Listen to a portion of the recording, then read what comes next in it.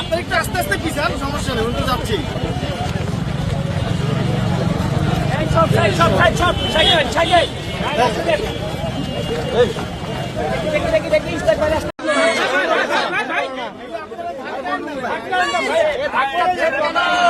আরে কি অবস্থা?